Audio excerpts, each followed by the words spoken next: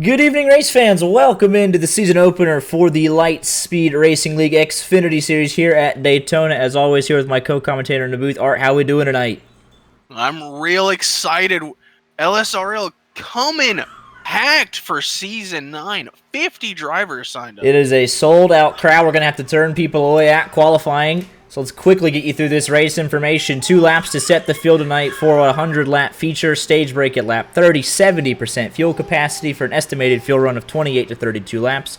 We'll be seeing some strategy with the fuel for sure. 5 total tire sets, 0 fast repairs, and 3 green-white checkers if needed. Let's get you right into the on-track action as qualifying's underway to set the field. You got to be one of the top 40 drivers to make it into the show here tonight. As the times start rolling in, your second lap going to be quicker. And it's really just a matter of how straight can you hold the wheel. Super Speedway qualifying, really kind of luck of the draw. A little bit of talent involved, holding the wheel straight and everything, but it's all a matter of can you set up the lap. Already 25 drivers, 28 times. You have to set a lap time. You can't sit in the garage like we're so used to seeing everyone doing and hanging out at the back. There are only 22 guaranteed spots. Those goes to the drivers that showed up for 50% of the season last season. So everyone else fighting for 18 spots. Currently, 39 drivers have set a time. Lucas Reed slowest among those. We'll watch for that 40th spot to come in. We'll see who it will be. We'll wait with anticipation. We'll see who's going to miss the show. I mean, it's going to be heartbreaking. And now it's still 40 cars. 41, Lucas Reed on the bubble. Ryan Tiller, 41st, but he's locked in due to attendance. 42 drivers have set a time. You got to get out quickly if you haven't already shown up. A lot of guys making their debut here tonight. So we're just trying to keep track of everything. 44 times have been set. Currently top of the board, Josh Thaxton, 50.54. The time to beat the bubble time set by Zach Scare, a 50.67 with just under a minute remaining. Nathaniel Landwehr going to cross the line. That's his first lap. Can it knock Scare out of the bubble? No. Then Thomas coming across the line. Don't think you'll have time for a second one. Demyen doesn't. Cody B. Johnson, I don't think will get a time in. Wayne Ruprecht should be in on time.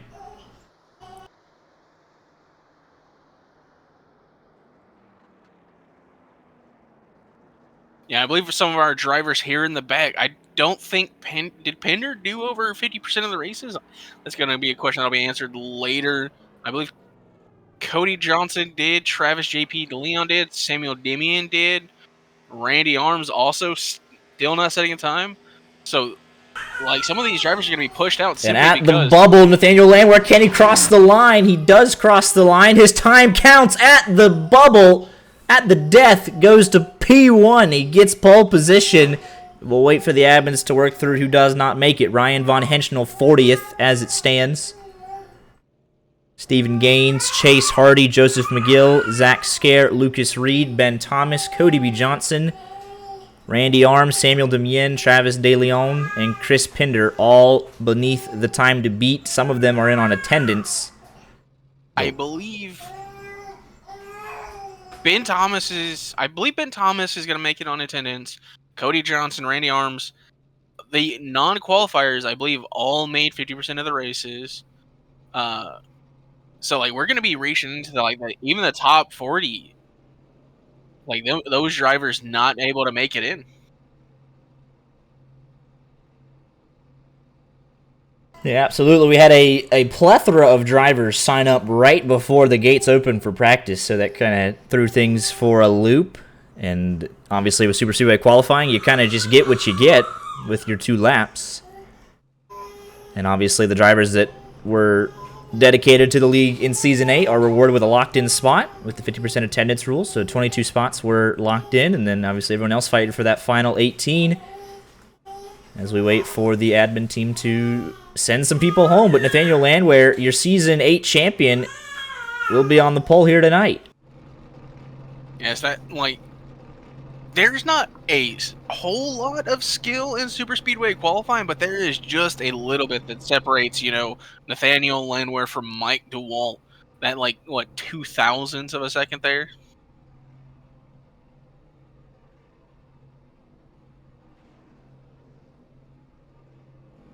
He does not sound happy.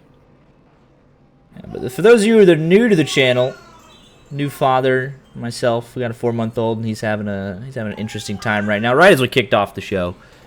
So we're just gonna live with it. But yeah, 51 drivers. People starting from the pits. Those that did make it. Curious as to how they're going to score this, because Yeah, I see more than 40 drivers gridded up right now. And everyone except for Chris Pinder and Michael McElroy. And then Michael McElroy's in his box. So there are 50 drivers that are gridded up, so we'll have to see how they sort this out. yeah, we know there are 51, but, like, supposedly it was just supposed to be top 40. We only start 40 drivers. That was, like, what Randy said in chat, but I mean, 42, 43. Like, they're getting up, they're going. Yeah, so we'll see how it plays out. There's room for 60 in the server. I mean, here we go. Back to, there's 40th and Zach Scare. There's 41, 42, 43. And so on and so forth. Might just have the admins being like, well, they showed up, they get to race. Yeah. So yeah, it's Travis DeLeon, Michael McElroy, William Bowman, Brent Carter, and Chris Pinder kind of hanging out in their box right now. And we're getting ready to go racing here, so I guess we're just gonna... I guess everyone got thrown for a loop with all these late entries.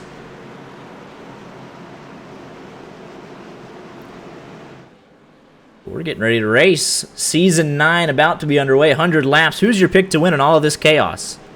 Give me Joshua Thaxton, or Josh Thaxton. P3.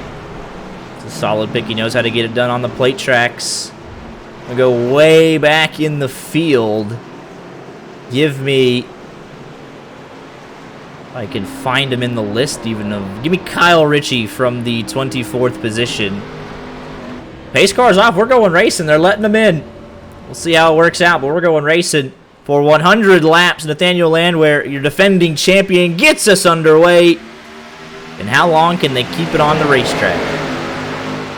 That'll be the fun thing. I'm usually jumping around, like, front and back of the pack, trying to find the action. My computer's not going to like trying to sort through 50 cars on track. And everybody that was on pit road, they're coming out. So it's a full 51 here tonight. Absolutely incredible recruiting done by the LSRL admin team. And right now, already 2 by 2 through most of this field. So you head on back. Looks like they all made it through turns 1 and 2. And we'll just kind of hold our breath and wait and see if they can make it around. Even if they do 1 lap, you got to give them some props there. But inside line formed up really nice here. There are 4 cars on that high side, 3 cars on the inside. But it is, I believe, Mike DeWalt being pushed by the 77 of Mark Whitley that'll lead the first lap of the season. Everyone doing a nice job. And it is really something else. 46 cars separated by 4.5 seconds. I tell you what, we haven't had a field this big. Let's crank it up for the first time in Season 9.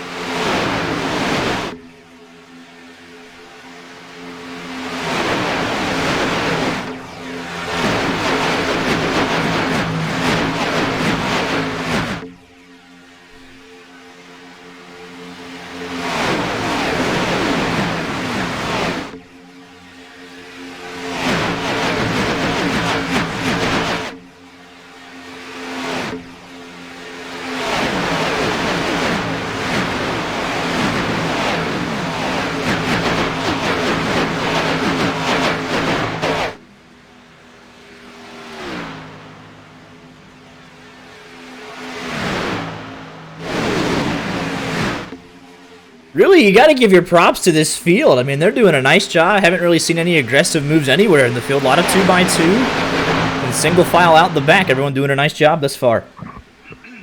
Oh, you say that? We're going around 71 Rupratch. They save it. Couple of cars trying to escape through the pit entrance, but it looks like they'll all make it. iRacing cautions are manually thrown, so they're all going straight. And we get the yellow is now out, so might be. Let's find Mr. Wayne Rupratch. I didn't think it was bad enough for it, but guess with 51 people, you'd rather be a little cautious there. So it looks like the 90. Oh, up into the wall. So there's definitely a little bit of beating and banging there. So it looks like Chase Hardy, I think, kind of gets into the back of Rupratch there.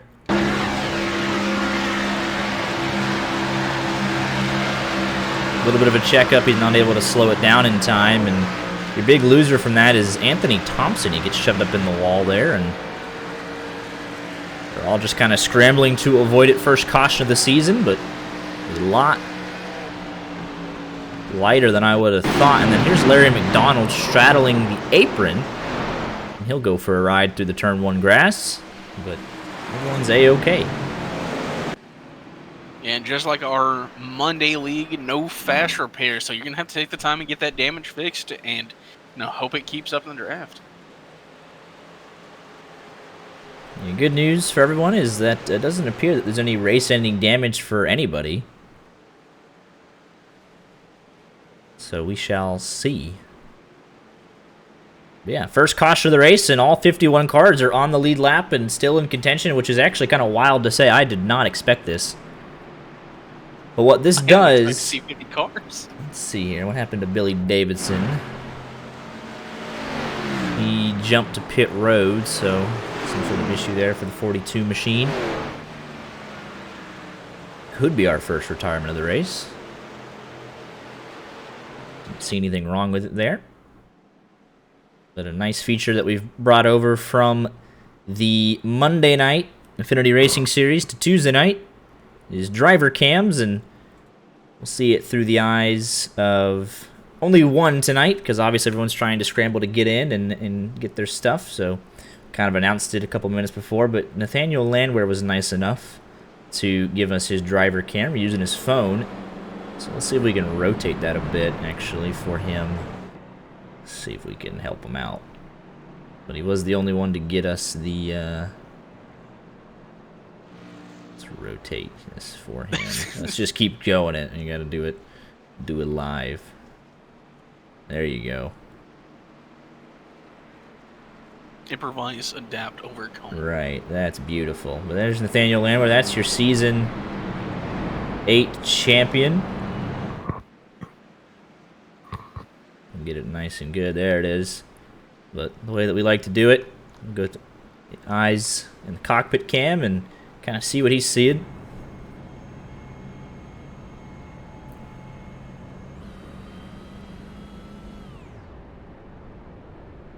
And he's saving fuel. He's trying to get to that lap 30 stage break, and this caution should allow everyone to do that. But again, shout out to Nathaniel Landwehr for providing his driver camera for tonight. Looks pretty calm, all things considered, leading a pack of what is now 50 cars. Billy Davidson is on pit road still. But all back to 50, and Samuel Demien, they're all on the lead lap. We're going to be learning these names with everybody else, and just glad to see so many people come out and hopefully put on a good race here for everybody.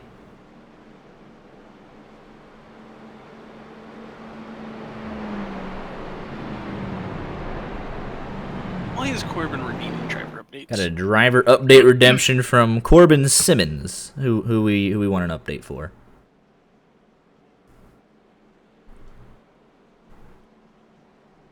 Hold on, that's not an active driver in this session. You are a nuisance.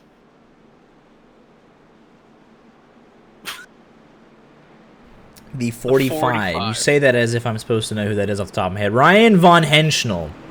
He started in the 40th position. He's already up into the 23rd position, up 17 positions. He'll get a couple more from guys pitting.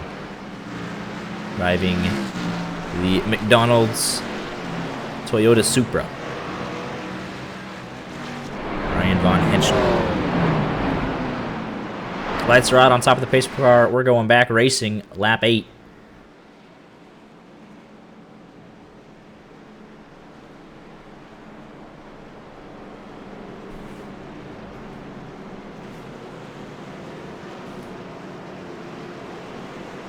And I just cannot believe the field didn't explode. That was a heck of a pre-race speech someone must have gave for them to be all 2x2 and no one stuffing it 4 wide trying to win it from 48th, but they all did a very nice job. You missed something? I was gonna say about to he's still in the pits. Yeah, I'm not sure. Your pick to win, down 46 spots. He's 47 going. Now. He's hate to see it this early, but that's obviously a planned move to kind of hang out at the back. And with no fast repairs, you kind of let everyone else take each other out and be there at the end. It's a long race. It was kind of fun. So we managed to meet Josh Thaxton through other means, and then come to find out, after we had already been doing LSRL, that he was one of the founding members of Speed Zone. Absolutely. Now he shows up for season 9. Well, we've effectively almost... I think we have doubled the field overnight from the end of Season 8 to the opening of Season 9. So it's do you take one of the new drivers or the original members? Original members versus the field. I'd love to see the odds on that. Corbin would be useful. Pace car is off. We're getting back underway here. Lap 8. Nathaniel Landwehr enters the Geico restart zone, and we're back underway.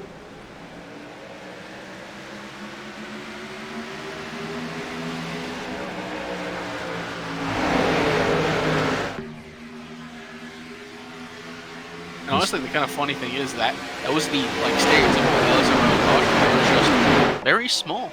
They don't wreck big. Yeah, almost didn't have to throw that one, but being on the side of caution with 50 cars, I definitely understand it. There are probably enough voices being wrecking. Yeah.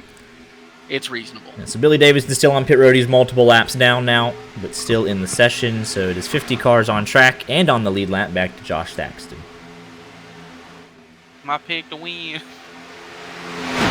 these Xfinity cars a lap to get up to speed. Now we're roaring at nearly 190 miles off of turn number 4. And again, a lot of 2x2. Haven't seen hardly any 3 wide, even if we go way back through this field.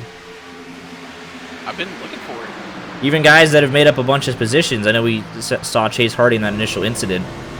He's up 24 spots, so I guess by definition he's probably been the most aggressive driver tonight. With what we've seen in limited action, Gary Smith's up 15 spots, but haven't seen him forcing the issue. Ben Thomas. And these guys are just kind of biding their time and just kind of waiting to see what happens. Hey, you're picking these down almost 20 spots. Here's Daniel Hashey in the 32 machine, Black Gold Racing driver. But look at, this is 21st, and pretty much 21st on back. It's all single file. So everyone kind of minding their P's and Q's right now, treating it as if it's what you'd see in the Daytona 500 fixed races or NIS, and everyone's doing a nice job so far. A little bit of 2x2 at the front, but nothing really to get concerned about.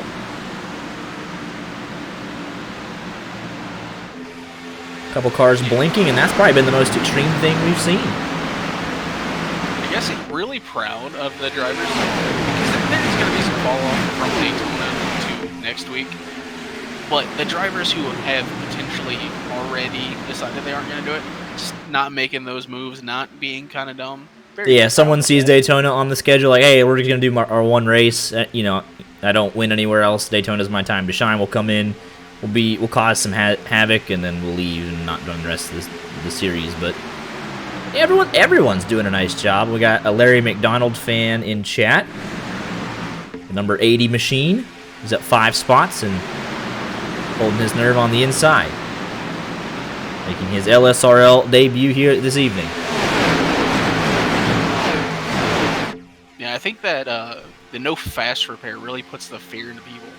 It's 100 laps. Yeah, because if you go 4 wide, and you're 35th, and there's still 15 cars behind you. I mean, you're not really safe anywhere. So I think a lot, like, look at all the space these guys are giving on the bottom. I think Corey Blevins. Oh, we got a little bit of 3 wide. Oh, there's Daniel Hashey around. It's the big one here early. Couple cars sliding down through pit road. William Bowman. The 08 of Cody B. Johnson. There's Ben Thomas glitching through somebody. Samuel Demyen. And that's the commentator's curse if we've ever seen it. Gary Smith having to tow a couple cars with no front or rear clips. And that all started with the 32 machine of Daniel Hashey. Let's take a look at what happened. Coming out of turn number 4. Let's get a better angle of this. Back this up. Does he... Oh, see, there's their first example of 3 wide. The 97 machine. That still doesn't tell you why this started, so let's go to the whodunit camera angle. I think there's a little bit of netcode involved there. It almost looks like there's a tiny bobble from Gary Smith coming out of 4 here, maybe? If that doesn't kind of prove what we were saying, then I don't know what will. Going 3 wide for the first time all night, and it ends up in a crash, but I don't think the 32 comes up a whole lot. It almost looks like the 97 comes down a tiny bit, and then there's a definite netcode bubble right there, and it's off from there. Stephen Gaines nowhere to go. That is the... I believe that's Kyle Jarrett. That's also going around. And then from here on, it's just cars trying to avoid it. William Bowman nowhere to go. Let's back this up, and he just sees cars coming down the track, coming down the track, coming down the track, and tries to make a late move to go back up, and really at that point there's nowhere to go. I don't know, Ben Thomas collects Cody B. Johnson here.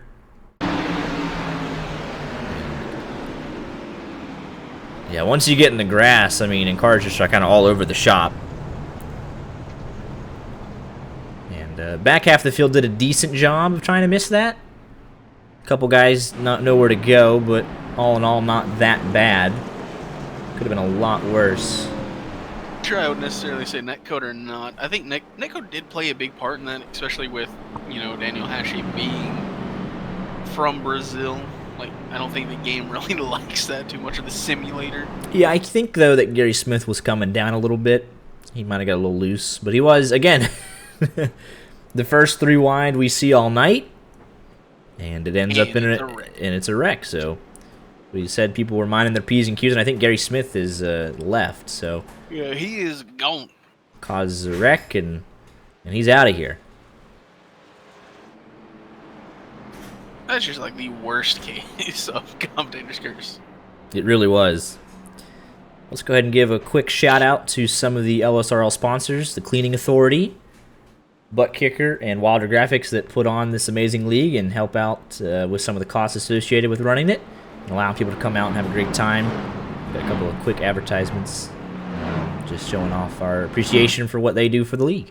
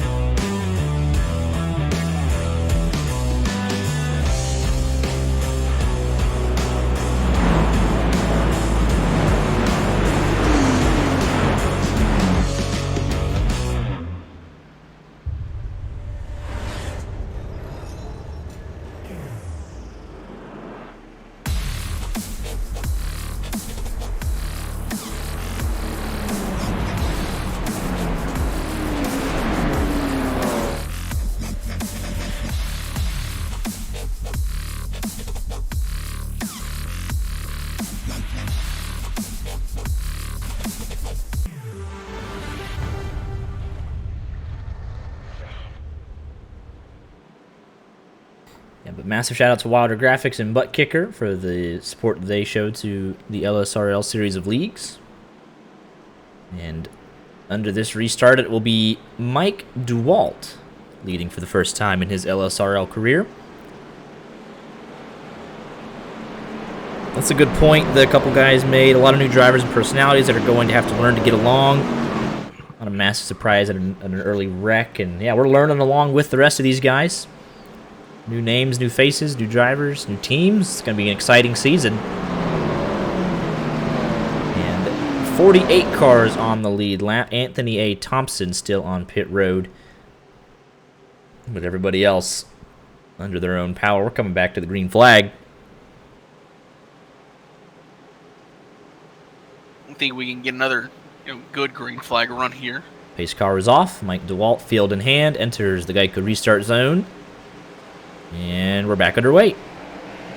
We waited really late, almost till the green flag came out there. Outside line almost running each other. I think that was the 77 getting a little loose there, and Mike will come up and pick up Perrin Huggins. And 66 Nathaniel Landwehr, not a whole lot of help down there right now.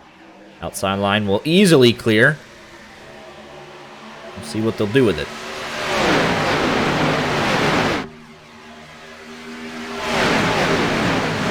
Major shenanigans throughout the pack. I believe that's Ryan Von Henschel making a move up to the top side, and just ahead of him, Chase Hardy. But it is Mark Whitley coming down. He's going to lead the inside line with help from Merrick Watchhorn. 77 trying to lead for the first time tonight. He's been doing some good pushing. Now he wants to be leading the race, and that's exactly what he'll do with help from the 91 machine. The top four all making their LSRL debut. Nathaniel Landwehr, the defending champ, trying to win one for the old crowd. Got a couple guys behind him that he's very familiar with. Corey Blevins, Ryan Tillert. So it's a mixed bag inside the top 10. The biggest mover right now is Chase Hardy in the 90. Even with that right rear damage, he's up 26 positions. Say, if I was a betting man, I'd go new driver winning today. So really you got 42 cars in this main field. Daniel Hashey with some damage being pushed along by Kyle Jarrett. And then Travis DeLeon and Chris Pinder teammates hanging out at the back on purpose. And then Cody B. Johnson and William Bowman both with big damage. Kind of having to do their own thing and hoping for another caution to get some more damage fixed and hopefully catch on to the back of a draft.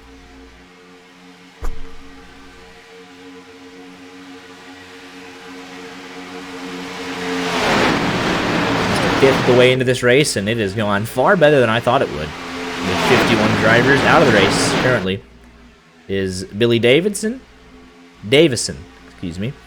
Although he's still on pit road, he's just kind of hanging out there, getting something done. But Gary Smith out of the race, and Billy Davison hanging out on pit road.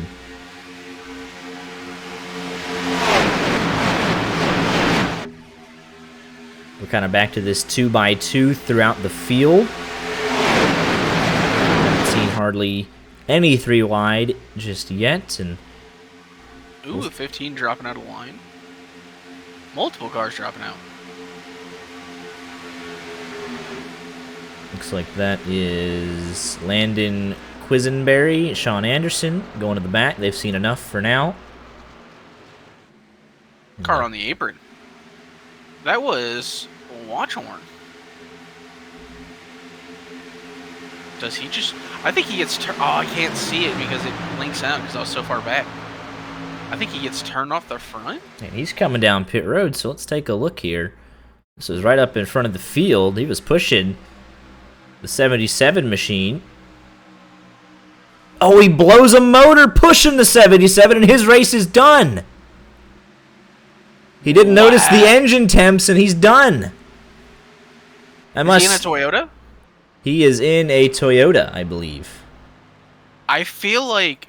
Yeah, he's in a Toyota. Yeah. Because aren't those, like, the hardest to, like... Some people just don't see it. He said it got to 275 and it went on him. I must say, though, that was well done to get the car under control underneath the apron and not take out literally the entire field.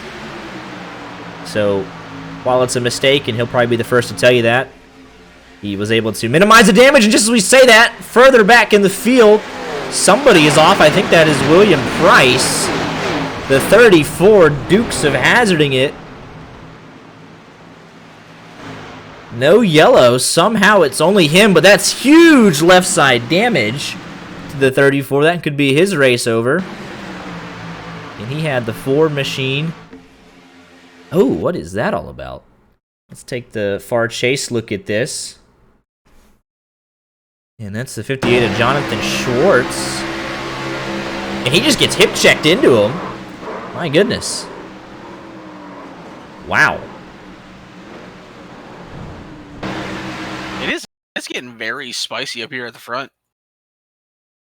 And that was Joseph McGill that comes down into the 58. And that kind of is that chain reaction. Again, another leader. Ethan Toder, I believe is how you pronounce that last name. The number 1 car in the first position. He's up 30 spots, also the biggest mover to boot.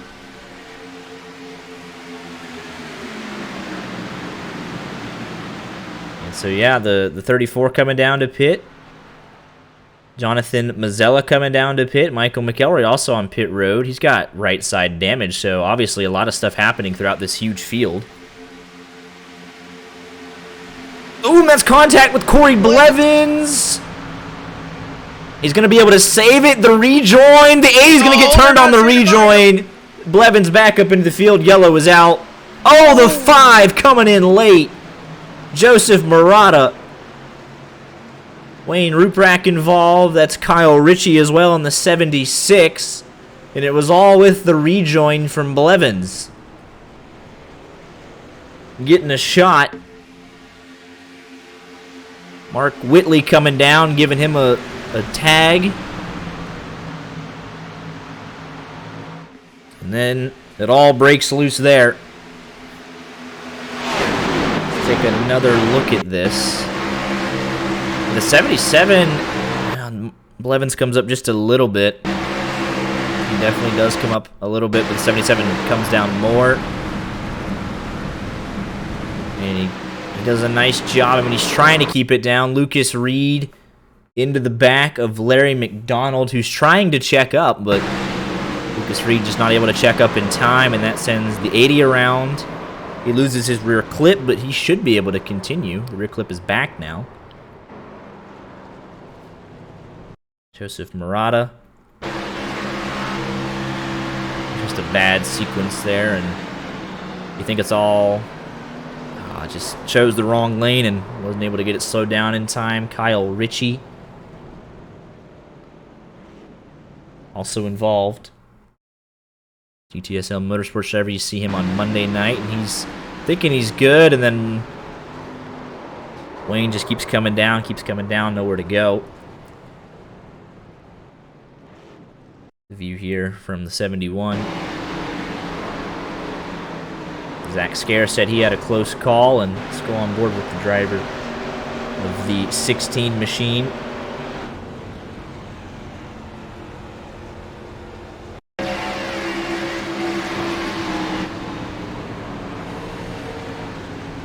That was a close look there.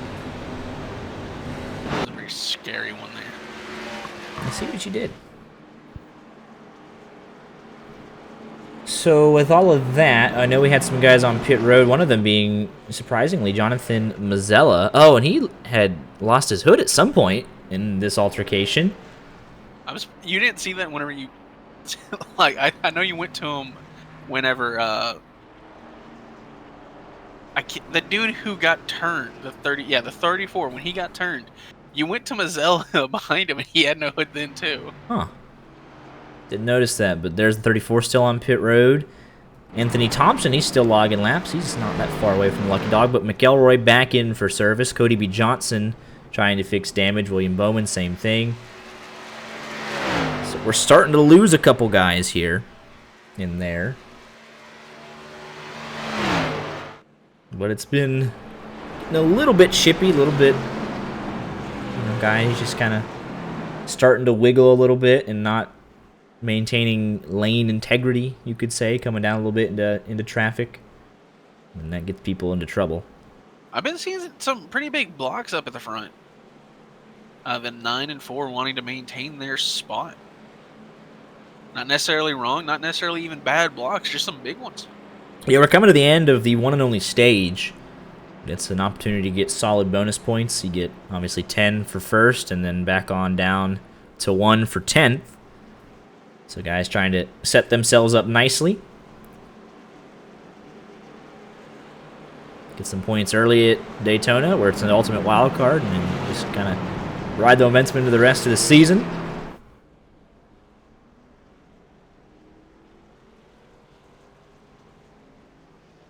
For the 10-race regular season.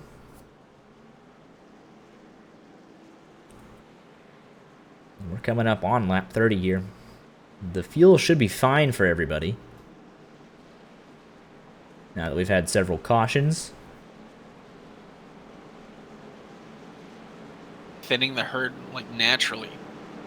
Yeah, so now we're getting down to about that 43, 40 car field, which most people are used to seeing. And that's not to say there won't be more wrecks. If anything, the intensity level will go up just because you think, oh, there's not as many people, and you kind of go for it, so. There'll be battles for the lucky dog to be had and everything else, guys trying to get back on the lead lap. And the lights are off on top of the pace car, restarting with what will be 5 laps to go in the stage. Yeah, with, you know, it coming to stage, I think this will probably be some of the most intense racing we see until about 5 to go in the actual race. Yeah, so 41 cars on the lead lap. Corey Blevins, obviously, still on pit road, but everyone behind him will be fighting for the lucky dog.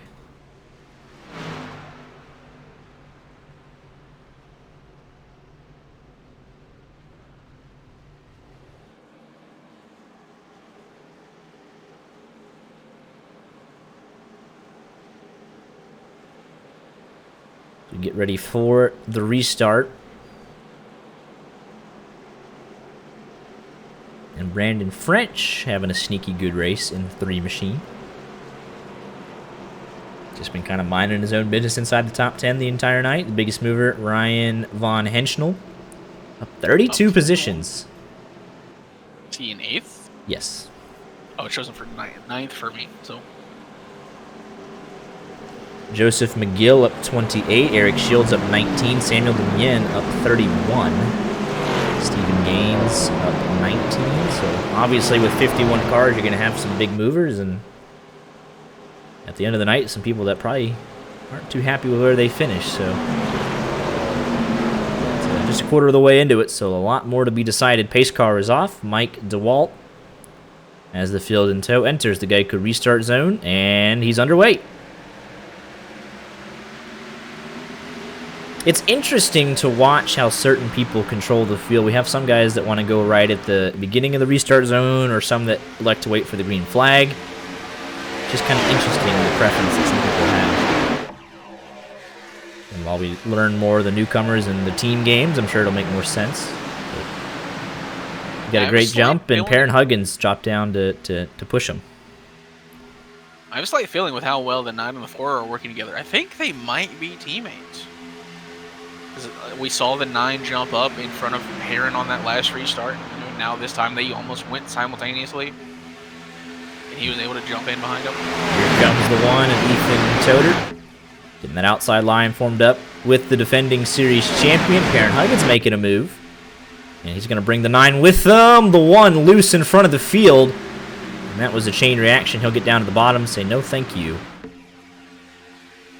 And right back up. He's thinking about getting back up to the top, but yeah, the 66 and the 1 moved up, the 4 and the 9 moved up, and it was kind of a chain reaction when they all met in the middle. 4 cars kind of pushing hard on each other there, trying to get to the end of the stage. Nice save from everybody involved, but here's the battle for the final. The 1 is sticking his nose out there. He is slowing down that inside line. Currently, the final spot in the top 10 is held by this 58 and the 45. I guess you could say that row. And that's where the stage points are handed out. We'll see what the guys behind them try and do. Jeremy Steele, Kevin Boley, and so on and so forth. Joseph McGill up 29 spots. You got to imagine he'll want to get a couple more and get some bonus points while he's at it. I think the guy we'll see potentially the most desperate anywhere. You know, last season's champion, probably going to be one of the most dedicated guys to this league. Got Ryan Tiller right behind him. I could see those two shorts behind him. Those three potentially going up and trying to make a third one. And really, you have kind of the main pack. It's almost back to Ben Thomas, I imagine. You have 28 cars kind of in the main pack.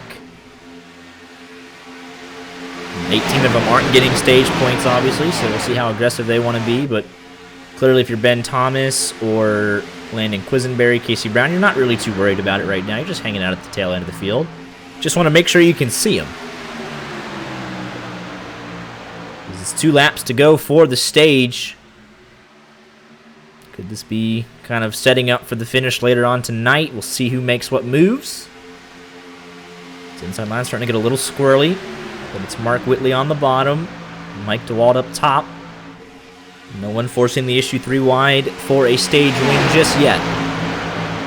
I mean, look how far Landwehr's backed up on that outside line. Yeah, he's worked with Tiller before, and Schwartz is right there. Kevin Boley.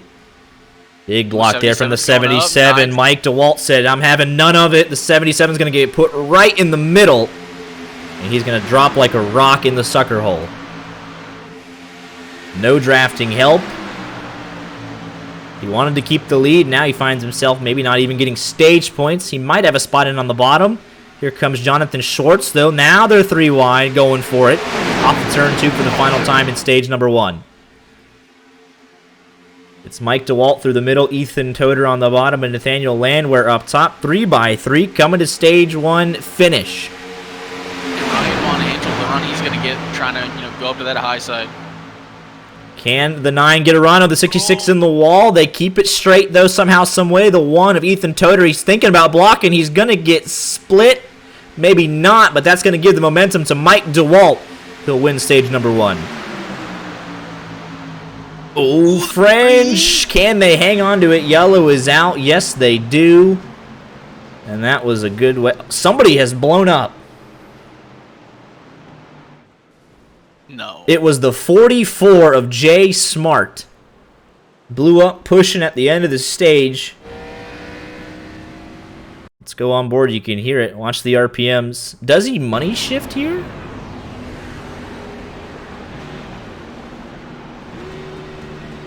Yes, he does. That's Jay Smart's night done.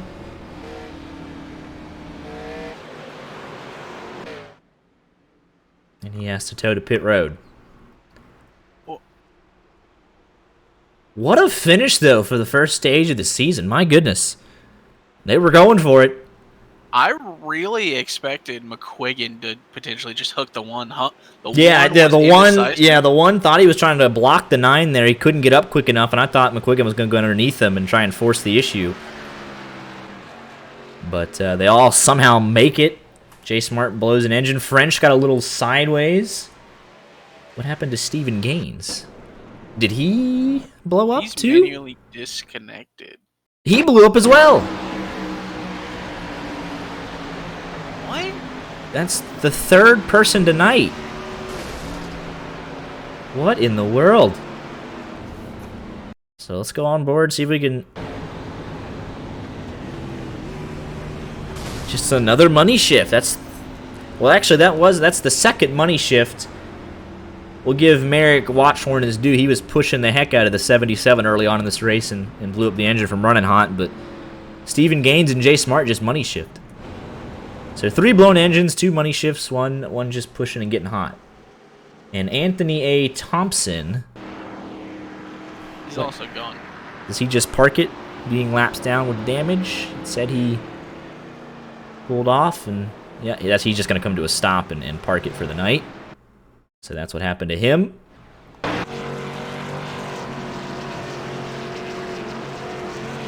Let's go talk to your defending series champion, Nathaniel Landwehr. He was going for it at the end of stage 1. here with the MoFlo Racing Xfinity team, Nathaniel Landwehr and Jonathan Schwartz, and you guys were going for it there at the end of stage 1. Thrilling finish and able to get some solid stage points. What you seeing out there so far? Trying to avoid the chaos. So Yeah. done a good job so far. See how the rest of the race goes. Yeah, Schwartz, you were 3 wide middle, and you kind of got ping-ponged around a little bit. Lucky to still be in the race, honestly. You got away with one there. Not your fault, obviously. But yeah, trying to avoid the chaos with 51 drivers and able to make some moves to get up there at the end of the stage, and good teamwork making some moves there at the end of stage 1. Yeah, I Nice. grabbed those valuable stage points, so it's be a matter of finishing the race here. Yeah, so Schwartz, you got it in Season 7, Landwehr in Season 8, so big things expected out of this camp for Season 9, and off to a hot start so far. Yes, sir. Absolutely. Well, appreciate the time, and good luck the rest of the way. All right, thanks. Appreciate it. Yeah, Schwartz, I mean, he I think that was when Joseph McGill had bounced down into him and sent the Schwartz into that 34 car of William K. Price, who's now out of the race. So, looks like we've lost Billy Davison, Gary Smith, Merrick Watchhorn, Jonathan Mazzella, Joseph Murata, who's still on pit road, Corey Blevins, who is also still on pit road. I believe we've lost Kyle Jarrett, Anthony A. Thompson. William K. Price is still out there, and he's actually going to get a wave around here. And Stephen Gaines with the money shift. Jay Smart with the money shift. He's still on pit road. And Cody B. Johnson on pit road, and a host of others just trying to get whatever damage they can fixed. And that was a heck of a first 30 laps there. They were going for it at the end of that stage. Hey, stage 1 is a stage win. Points are points. That absolutely is. Mike DeWalt, he gets the job done, although he does lose the race off pit road to Perrin Huggins.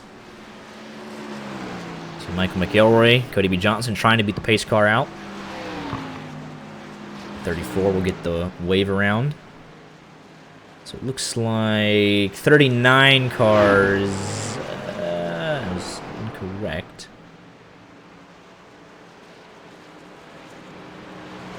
Yeah, I think it's 39 on the lead lap. Should be. 39 for me. All right. Cody B. Johnson will be the first car lap down. I think that is true, but he's also catching up with the other guys. Right. So Third of the way through the race now. No guaranteed cautions the rest of the way, so if they pull something out and go green the rest of the way, then more power to them. It's impressive to see Daniel Hashey back on the lead lap. I mean, he got turned in front of the field almost, bringing out the first big caution of the night, and that 32's fighting back. Back on the lead lap. And really, this is not... I mean, we've had some attrition. I mean, 3 blown engines. You don't really expect that. So, but they have done a nice job keeping it all pretty much under control. even with the attrition, still, like, I mean, as we said, 39 cars. 39 on the lead lap, and That's usually how 41, many, like, 42 start with. still running. Yeah, Corey Blevins has just come out. He's going to pick up some early spots here. If you can, but with the LSRL point system, you get 25 points for a win. You get 1 for anything 25th on back, so really you're just kind of racing for pride at that point. So, yeah. There's still 65 laps to go. Right, so you just never know, but 25 cars, so really you're fighting for 24th on up for more than 1 point. Perrin Huggins in control of the field, gets a good jump. But it's just interesting, just like with how big this field is. A lot of guys, you know, it's like, hey, I finished 25th. I was on the lead lap. I didn't, you know, lead lap finish. I didn't get wrecked too much. We get 1 point. So, especially for, you know, Randy Arms, you know, guys that we've seen do very well. Just with the increased competition, and it's incredible to see. It's going to make for a thrilling race the rest of the way. Now you start thinking about fuel strategy a little bit. You can go right around 30-ish laps. give or take some, depending on how hard you're pushing or what the field's doing. So you kind of think, you know, go 34 to 64 and then go to the end from there. 77 on the apron. I think I take it until I can make it to the end, basically. You want to get I want within one more 30 stop laps, on the and way. honestly, if you can go 34 to 64, go to 64, and it counts for those green-white checkers that you might have at the end. So you always want to be prepared for anything.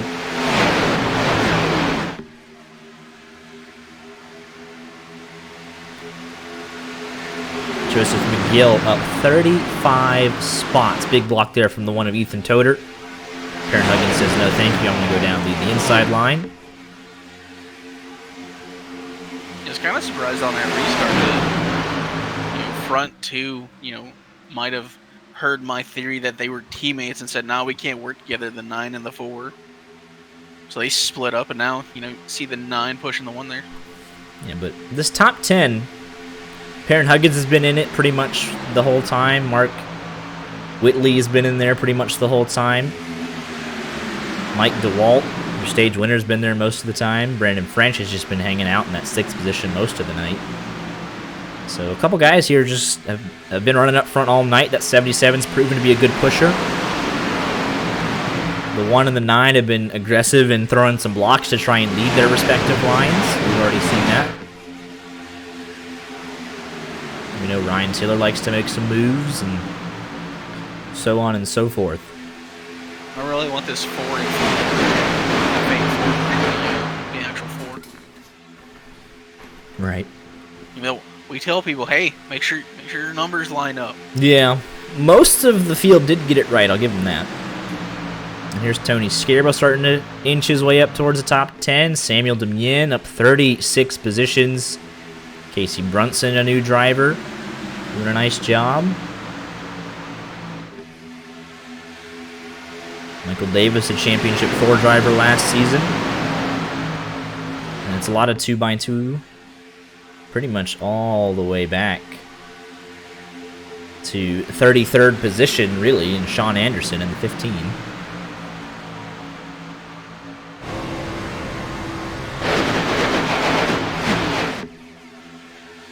But this is, everyone here should feel really proud of the effort and the great racing they're putting on tonight.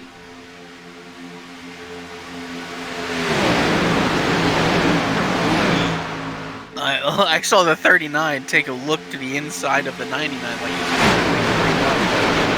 say, I'll be proud whenever we can make green flag pit stops. Yeah, Brent Carter, that 99, that's Kevin Boley. A little bit of room for someone to dive up underneath him, and then if it's inside of 10 to go, you can bet your last dollar that someone will jump inside and take that space. But right now, on lap 39, not as much urgency for the 39 to kind of force the issue. He's just going to sit back and kind of watch. Let's go on board with him, actually. With the sun in your face, and just kind of got to be on your toes. You're 5th in the outside line. You really just don't know what that first or second car's got going on. And we'll go further back through the field on board with Michael Davis. I mean, you really don't know what's ahead of you if you're this tucked up and you're just kind of trusting that everybody in front of you is doing their job. I don't think I could ever have that much faith in another man at a super speedway race, or another person at a super speedway race. I trust one person when it comes to super speedway racing. That would be me. Yep. Yeah. Yeah, if you, like, let's go like Lucas Reed. Like, you are 12 rows back, and you only see directly what the 20's doing. So if somebody's checking up 4 or 5 car lengths ahead, you just don't see it in time. And you can see it a little bit through the corners. But yeah, I mean, you hear the throttle. He's being real cautious and leaving a bunch of space, and it's very respectful. And it's what you have to do to give yourself a shot to be in the race at the end of this thing. You got to be there to be in it. Absolutely. Because, I mean, the whole field could explode in an instant. And then you got guys back here, Wayne Ruprecht, kind of doing his own thing, and Travis De Leon and Chris Pinder and Von Henschel. And they take advantage. One day, Chris Pinder is going to win a race because he's 30 seconds off the pack, and everyone they're just wrecked. It's going to happen. They're doing their own strategy. They're sticking to it.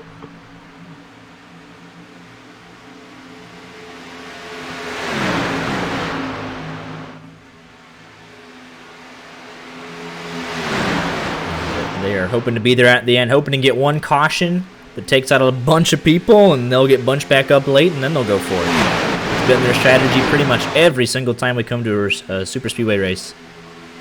And it's worked out for them a handful of times.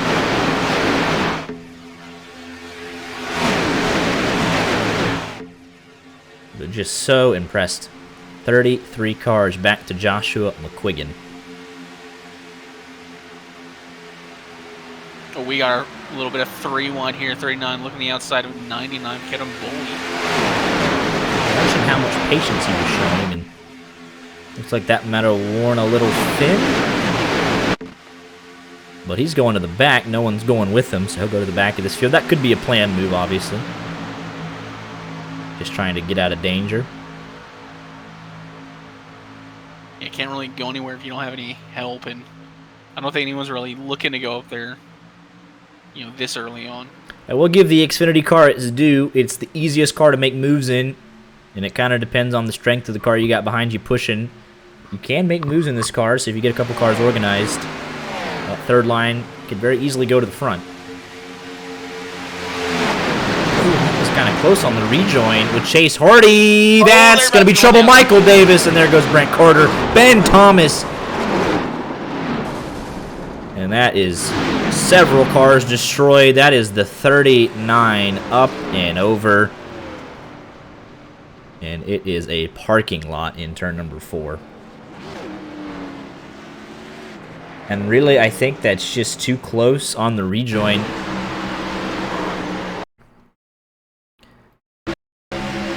39, I think he's trying to fit in a hole here.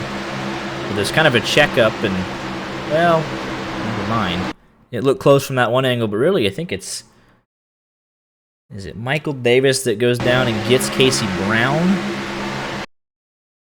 Because he's going to see the 59. Yeah, he's going to see the 59, and then Chase Hardy's coming down. So he's trying to... He's thinking he's about to get hit. He's going to go down, get Casey Brown.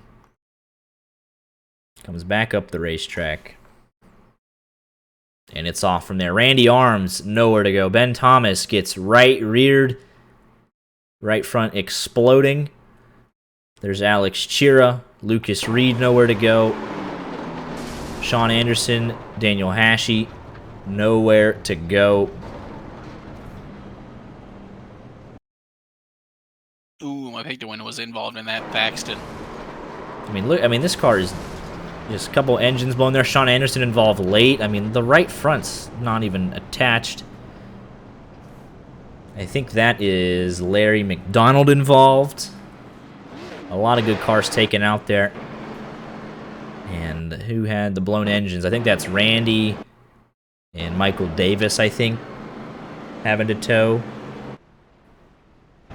Let's take a look. We probably can hear it. Let's find out.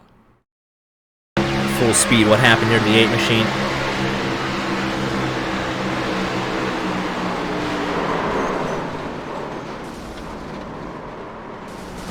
Yeah, I mean that's just chaos. There's Landon Quisenberry through the grass. And that's just restrictor plate racing. It really just kind of happens that quick. The 39's like, hey, I'm dropping to the back. I'm having a good old time, and all of a sudden you're upside down.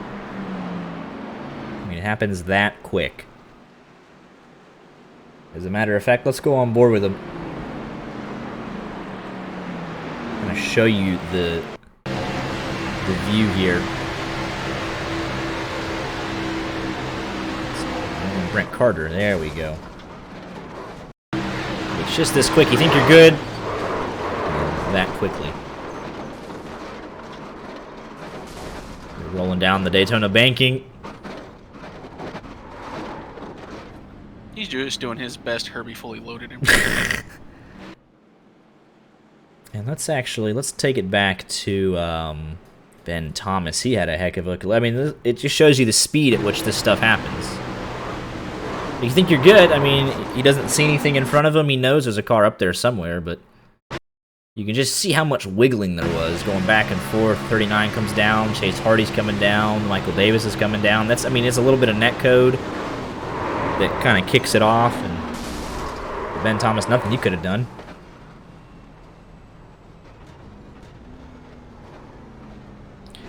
Here, I want to show you the net code, though.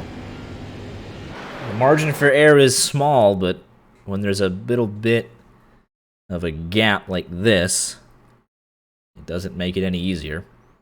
It comes down, and it's a pretty sizable gap there, actually, and it sends the 98 machine up into the 57, and then the 98 kind of escapes from the scene of the crime, luckily for him. Top 4 stayed out on the racetrack. Joseph McGill leads for the first time this season. Ryan Tiller, Kevin Boley, and James Goodwin. Got a Let's Go Landon in chat. I believe there's only one of those in the race. That's Landon Quisenberry. He was involved in the most recent wreck, having to escape through the grass. But 75, he's looking pretty okay, hanging out in the top 15.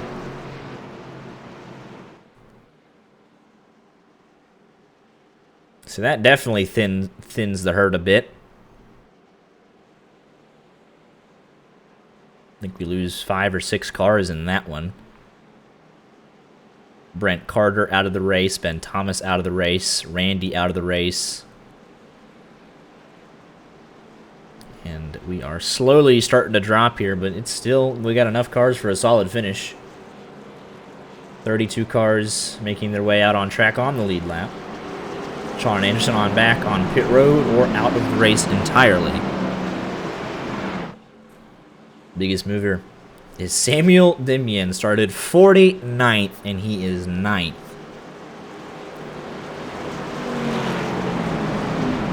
Doing a very nice job avoiding the chaos, the Speed Zone V2 driver.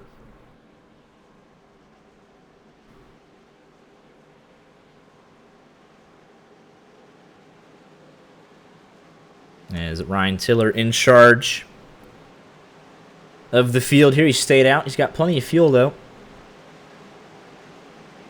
He's expecting another wreck, and it was a bit of an awkward... That was something else. Way ahead. He is gone by half a second. That's actually not what he would have wanted. He's going to get run down by this field pretty easily now.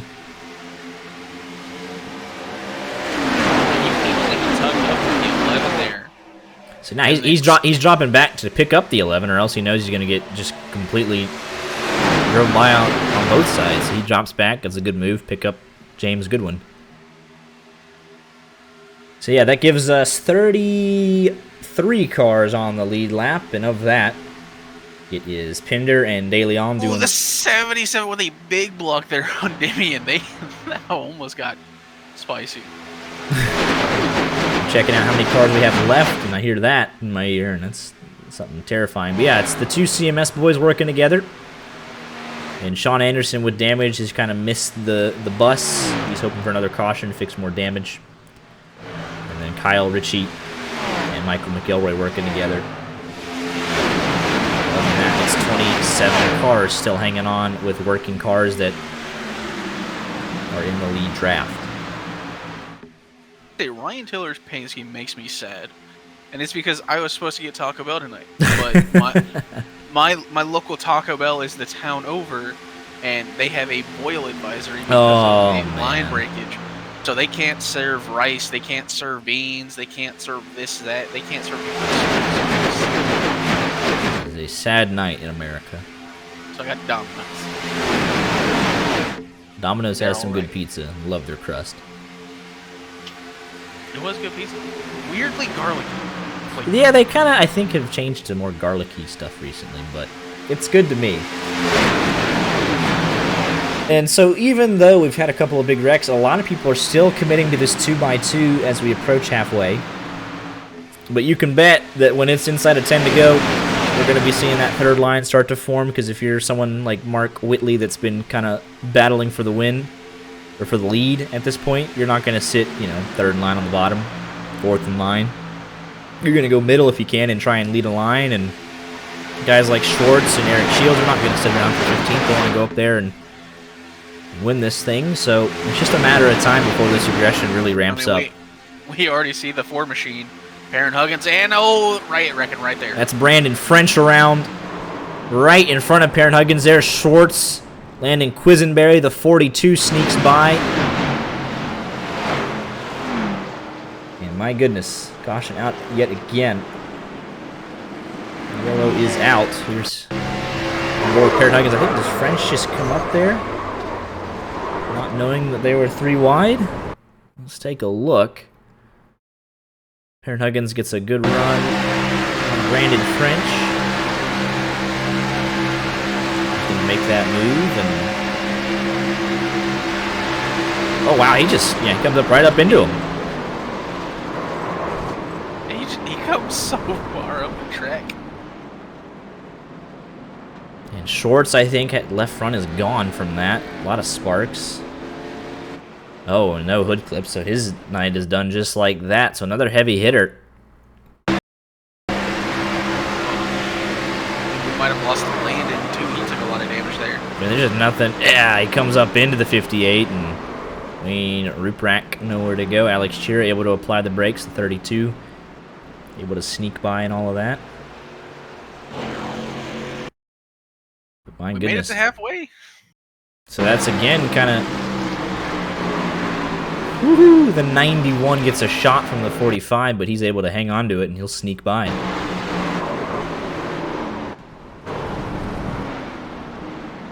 16 sneaking through. My goodness.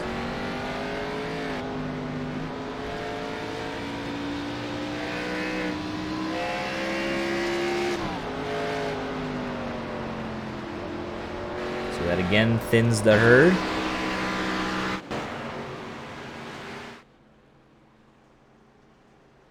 Let's go talk to your current race leader and Ryan Tillert. Here with the Speed Zone Esports 2 guys. Ryan Tillert, you're leading this race that was once a field of 51 cars, and well, you're giving up the lead now, but you did get your bonus point for leading the lap. What are you seeing out there tonight? Pretty calm actually for what it could be. Give me 1 second here. I'm gonna pull it into the pits here. Calm. Pretty calm.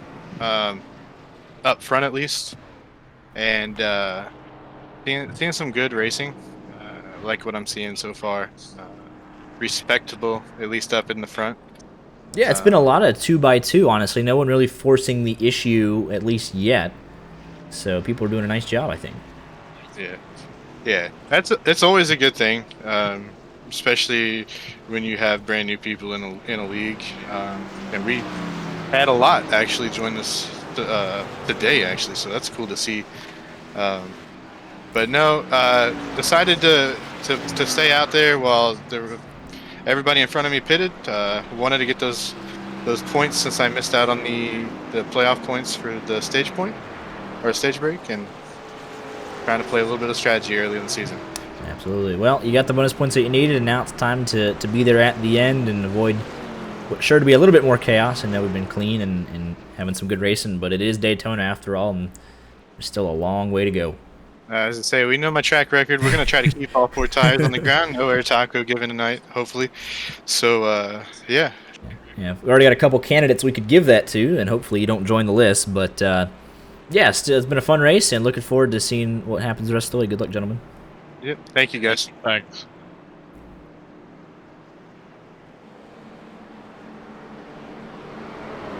Got a car high. There was a car high. I fully agree with that. Not the first time that's happened. No, it won't be the last. But yeah, that took out some heavy hitters there. Schwartz is done. Schwartz is gone. Yeah. I mean, his right front or left front was exploded. So we're starting to get to around 30-ish race-winning cars, and who can take advantage of it and be there at the end? Zach Scares had a quiet night, trying to miss all these wrecks. Pinder, De Leon, William Bowman was involved in the first wreck, but now he's back up to 21st. Thaxton's been involved in a couple wrecks. He's trying to get back in contention.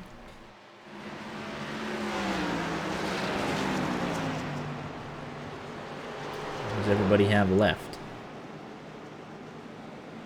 They all need one more pit stop. It looks like we have 29 on the lead lap. Scarabo on pit road. I don't know if he's going to come out in time. I don't believe so.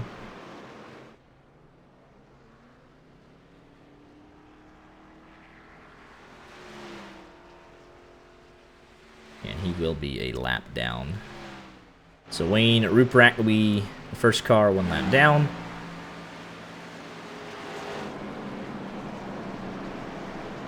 And numerous others getting repairs or on pit road or out. The list will keep growing for sure.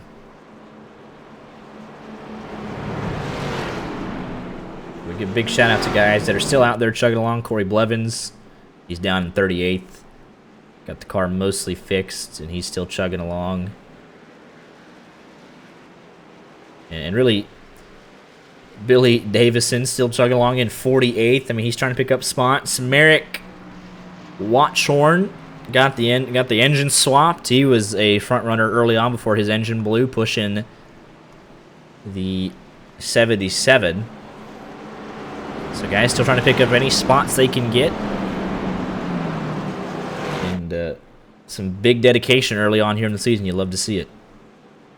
Had the caution extended there, trying to get everyone lined up properly. And that's good news for guys that need damage fixed. So yeah, we've had a couple cautions in quick succession. So guys that are still on the lead lap that might have some damage, like guys like Bowman or Aaron Huggins, good cautions for them to get their damage fixed. McElroy had some damage at one point. Cody B. Johnson was missing a whole front clip or rear clip at one point.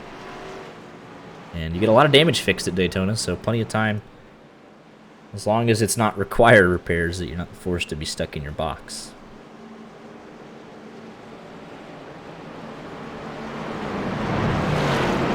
Just saying, my boy, I hate to win. Thaxton, he still got shot. He does. Kyle Ritchie, I picked to win from 24th. He's up to 7th. As furthest he's been up all night. Your biggest mover continues to be Chase Hardy. That'll happen when you start 42nd. He's up. Actually, no, it's not. Demien's ahead of him. Up 46. Yes, never mind. And he started 49th out of 51 cars, so he had almost nowhere to go but up.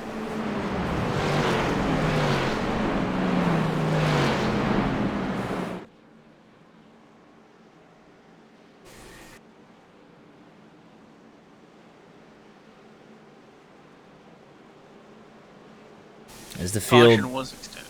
Yep. So one more lap and I was saying, I wonder why. I didn't think they were that jacked up, but 29 cars on the lead lap. And they put the rear clip back on for Cody B. Johnson. It's just kind of still smashed up. So good work by the 08 crew.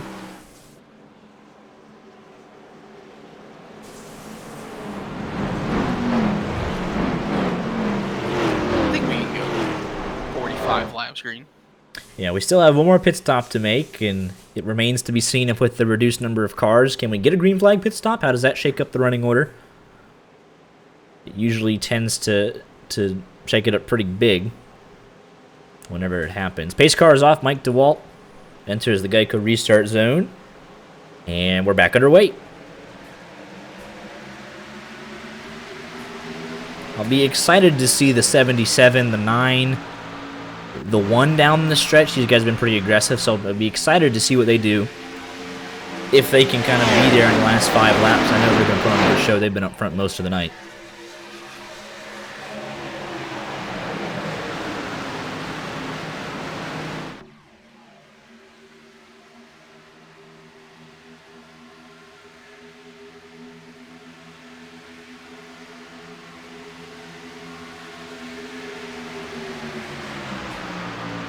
The 90 has had that damage pretty much from lap 5 or 6, I think. Chase Hardy, and he has not let it stop him one bit, just continuing to march towards the front of the field. Doing a nice job, and so we approach lap 56. Let's crank it up here tonight for the second time in the young season.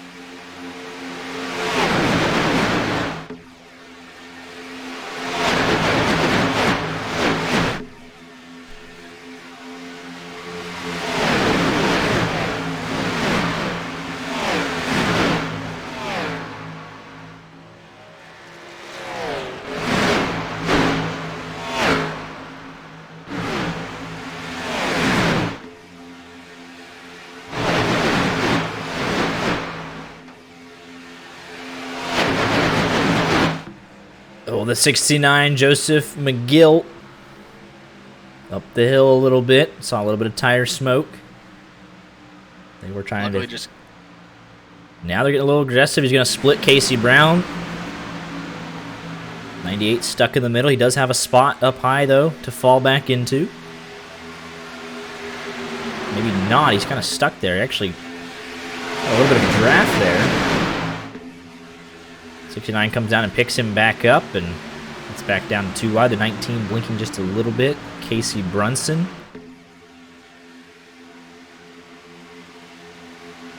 thought this 69 was going to take him. As the sun is almost fully set here at the World Center of Racing, we will finish under the lights. A beautiful setting. And you can kind of tell the shift in strategy a little bit. Travis De Leon and Pinder and Bowman and McElroy, they don't necessarily want to be too far off the pack. They are just hanging out at the tail end of it, really. They're not half a racetrack behind and trying to avoid everything and anything. They are keeping the field in sight. A little bit of wiggling there from Chase Hardy and Joseph McGill on that high side, but they are surging to the lead. Yeah, these lines are snaking pretty hard on the straightaways. Rewind a little bit further back, only for a moment.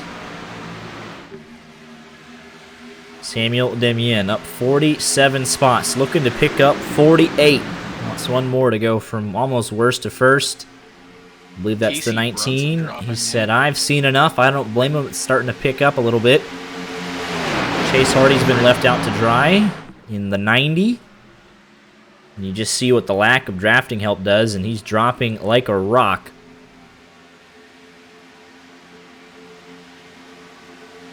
Wants a spot in line. There won't be one until he gets behind Nathaniel Landwehr. He was inside the top 5. He'll be outside of the top 15 when the dust settles, and still wants to get low, and still not able to. And Landwehr will come up, actually, and pick him up.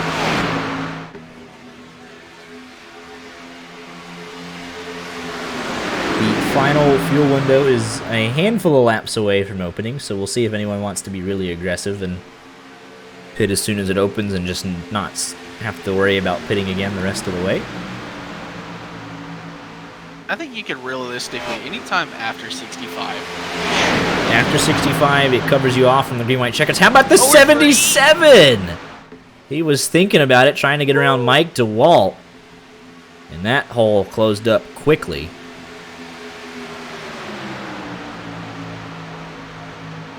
I think that little move there might set this. The 9 machine's going to be looking in his rear view. Does not want the 77 behind him. There's Tony Scarbo, lap car. He's going to stay all the way up against the wall. Very respectful of the lead pack. And that's Landon Quisenberry. He's also going to go to the wall.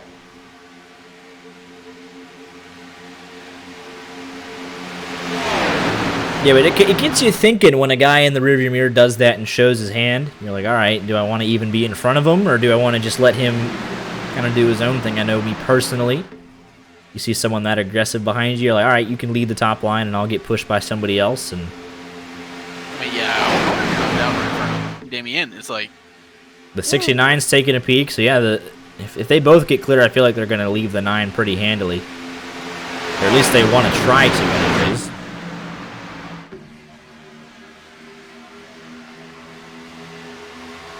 It's sticking with him for now.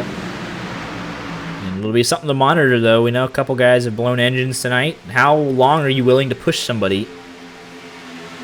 If you get him clear, you hope he drops down and you start to cool the engine temps off a little bit. It's not as important now, but with 2 laps to go, you don't want to be at 275 and not able to push. You want to have a little bit of freedom to kind of push your line forward. So it's going to be tough to manage come the end of this thing.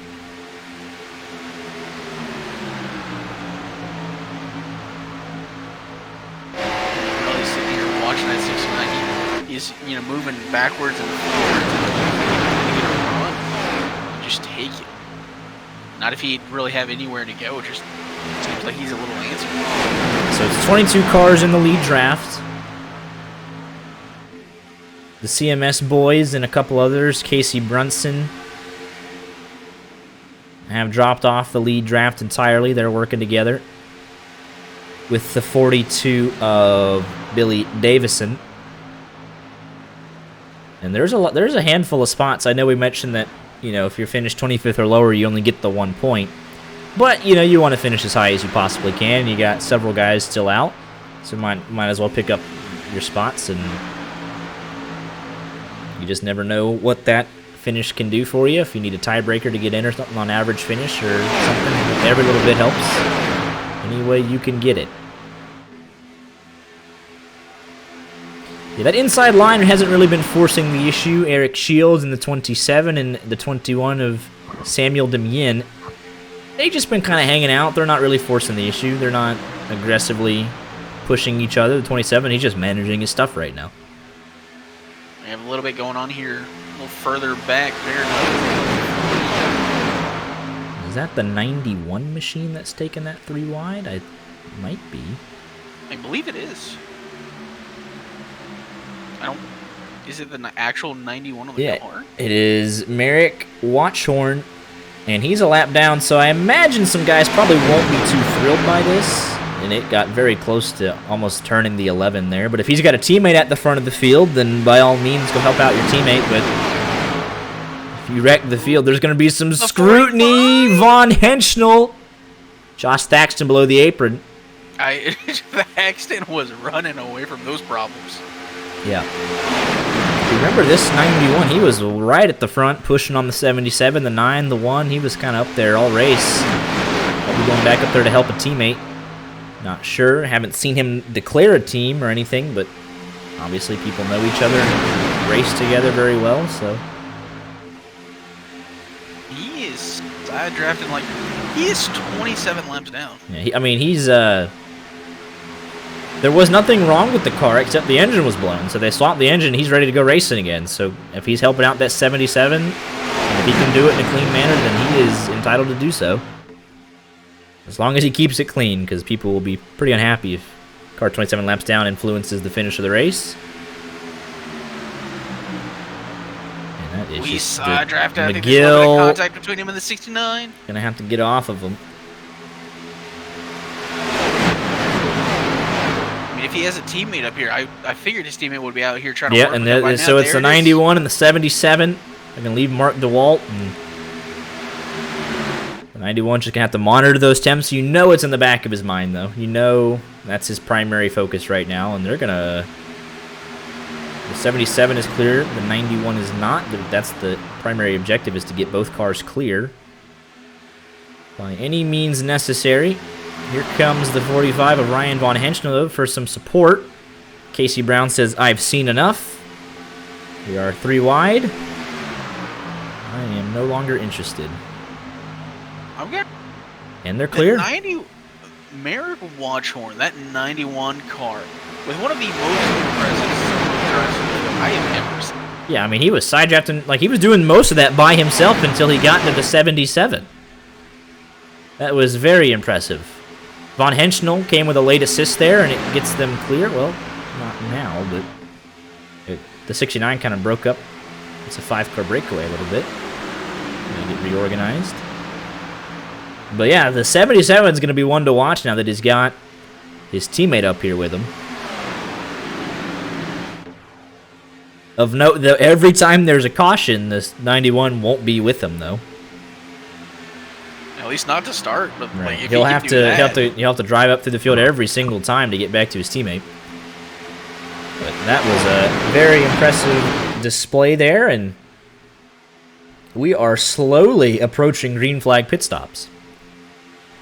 It's about 30 laps. Mark Whitley, he pitted on 44. Mike DeWalt pitted on 44. Samuel Demien pitted on 44. Oh, there goes the 4 machine. It's not the actual 4 machine. It's the 22 of Jeremy Steele. We'll kindly ask him to get a number that matches, and he's still loose. Where's the second pack filter into this? Oh, and he comes out right in the middle. There goes McElroy. And that was not a good rejoin. It's so far off the main pack. That just wasn't... And yellow is now out. And that just... he kind of just drifts down right in front of him. And you hate to see it like that, but I know he's out of control, but really, right, kind of here, you're hoping he gets it saved, and I mean, he gets air, so yeah, you understand it, but right here, you're hoping he just keeps it on the bottom, he straddles the apron, and at this point, you kind of have to park it, and yeah, it's the drifting in the middle of the racetrack. It's just being so incredibly slow and just in the middle. Yeah, I mean, he's literally in the middle. And that's chat. Oh. And with how fast that he gets up to speed after the caution comes out, it's... I mean, it's not... Yeah, so here's what the second pack sees. It's not great. But you see him way up there, and you're like, alright. Like, it's just a little sketchy. Let's go talk to him.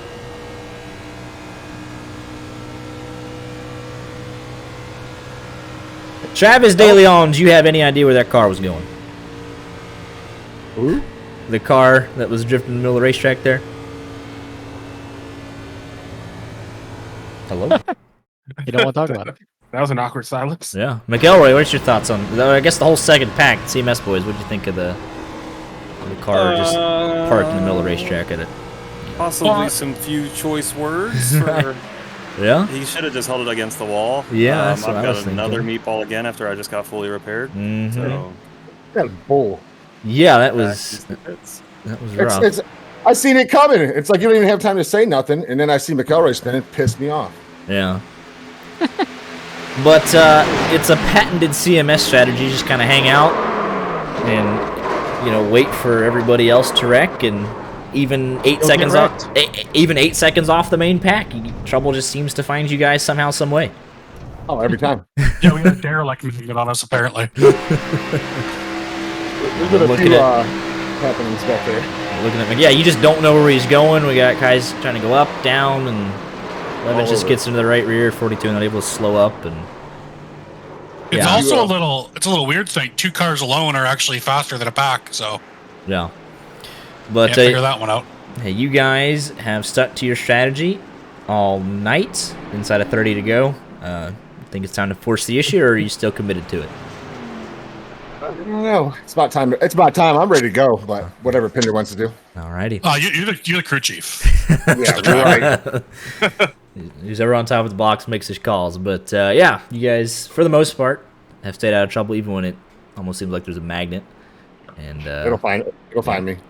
Definitely. But looking forward to seeing how you guys do the rest of the way. Good luck. Thanks, man. I think the silence from Travis De Leon there kind of said it all. Like, did you have any idea where that car was going? He's just like, if I speak, I'm in big trouble. That man understands that we are a family-friendly broadcast. He's trying to keep his airtime. Yeah. James Goodwin up here late. How about that? He's had a quiet race in that 11. The 91, he does get a wave around. I was going to say the 91 going 25 laps down. And, I mean, he's passed a couple of cars. I mean, he gets around Brant Carter, Ben Thomas, Randy Arms, Michael Davis. I mean, he's passed several people. He'll end up with a top 40 finish as opposed to what was dead last at one point. Or second to last, whatever he was when he blew his engine. But, so that takes out McElroy. He puts him laps down again. Jeremy Steele, who needs to be in the 22 next week, hopefully, for my sanity. Gets away with one there. I mean, he very easily could have had that second pack pile into him. He does get away with one there. McElroy does not. 28 cars on the lead lap. And really, that's kind of it.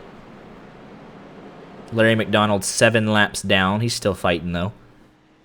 And it's kind of up to how quick this 83 crew can get McElroy repaired. If he comes out maybe 2 or 3 laps down, he still has a shot at it. But anything more than that, with 30 to go, and it's kind of sunk.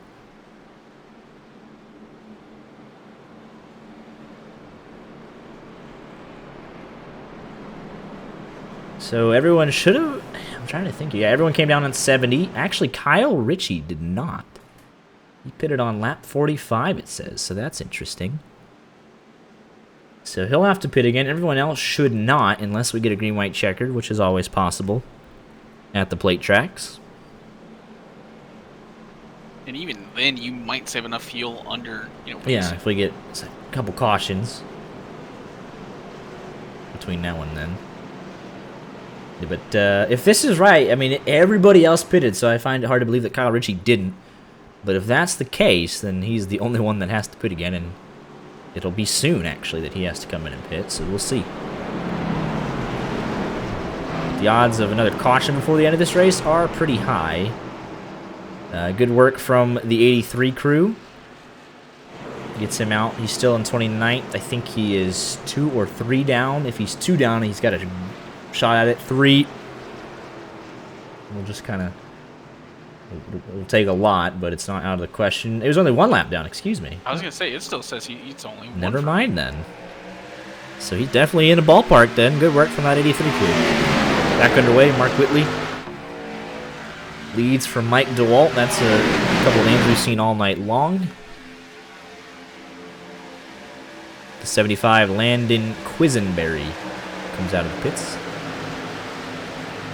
So let's watch for the 91 to get up there and help that 77 again. He's in the second group, though. So he's going to have to pull out some more single car magic if he wants to get up there. But you heard DeLeon. He said it's time to go. So I got some more cars in the fray here, maybe. 27 cars in the lead draft, and Jeremy Steele, not sure what happened to him, but he has lost the draft all by himself.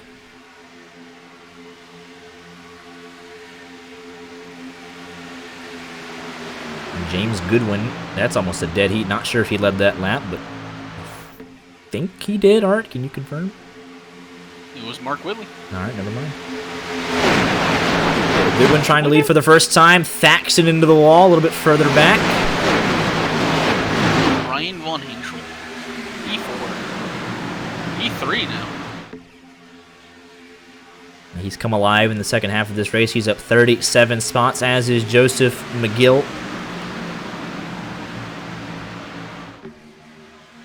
Kyle Ritchie says he pitted on lap 45, so he'd have to come in soon. But he's on that high side, doesn't really have any intentions of pitting at the current moment. It's 30 laps next time by. A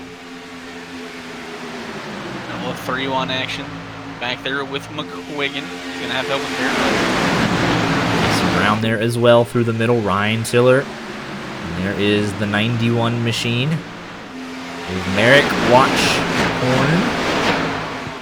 He's in the lead draft. There's Cody B. Johnson as well. It's the 77, though, leading with help from Mike DeWalt. James Goodwin leading the outside line. He blinked out for a moment, but he's back now. The intensity is here. Here comes Josh Thaxton through the middle. Kevin Boley going to pull down and pick him up. And now we're 3x3, pretty much 4 rows deep. McQuiggan making a move to the middle. Alex Shearer into the wall, gets into McQuiggan, who somehow is still going straight.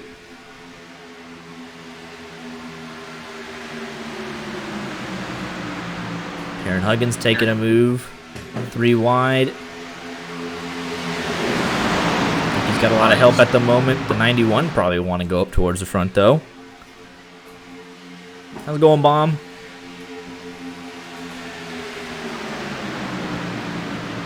But it's the 11 with a slight advantage with help from Von Henschel. Thaxton is the first of that 3 wide grouping there. I thought McQuiggan would have stayed behind Perrin, pushed Perrin, and there he goes. Now we're 3x3. From about the 3rd row on back, the 2nd row on back. Here comes Von Henschel. Oh, there's contact. Kevin Boley in front of the field. Right up into Alex Chira, Chase Hardy, Samuel Devien, and more. Big damage. Caution out. Where's McElroy? Nowhere near anybody. Back on the lead lap. Should be our lucky dog. But now back to this caution. Holy cow. That was something else. Yeah, Kevin Boley just in front of the field. Let's take a look at what happened. It's with Perrin Huggins. Does he come up? I think the 69... Oh, man, there's a couple of beating and banging going on there. Let's take a closer look. Yeah, we'll play it at quarter speed here. You think the 69 maybe comes up, but it looks all good there. 99's coming up ever so slightly, and the 4's coming down. They meet in the middle. So make of that what you will. Right in front of Josh Thaxton. They both straddle the apron, and it's going to push him back up the racetrack in front of Alex Chira, in front of the 90 machine of Chase Hardy. And William Bowman, I think he towed. Oh, this is a little bit further on back. He's going to... Oh, Larry McDonald, I think, gets loose, slamming on the brakes, and takes out Bowman and Quisenberry. And the engine is blown for the 53. That'll be his race done. Larry McDonald, I think, just gets in there and almost loses the car a little bit. And Pinder takes a shot there for his troubles. I swear, they do not want to see Joshua Thaxton succeed here. Yeah, and then really there's nowhere to go for the guys that were involved in this one, especially Chira. And they're coming back up. And he had to jump to the pits as well. Does his engine blow with this? Toe link potentially, wheel out of alignment. If he lost a toe link to that would. And the 90 has 2 big hits. Sure. Yeah. Chase Hardy, I mean, that is a huge collision there.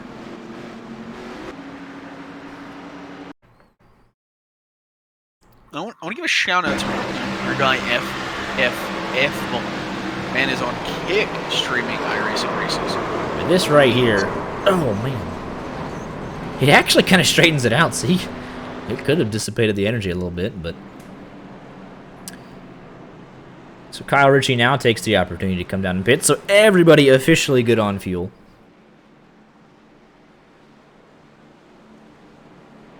I'll take this time to again give a quick shout out to the amazing sponsors behind the LSRL assortment of leagues, the Cleaning Authority, Wilder Graphics, Butt Kicker, and for all the hard work they do behind the scenes, and just want to thank them for their supports of the LSRL assortment of leagues.